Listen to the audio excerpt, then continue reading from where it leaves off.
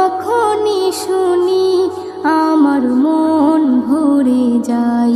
শোনো মুমিন মুসলমান, পড়ে দেখো না কোরআন, কত শান্তি পাওয়া যায়। কোরআন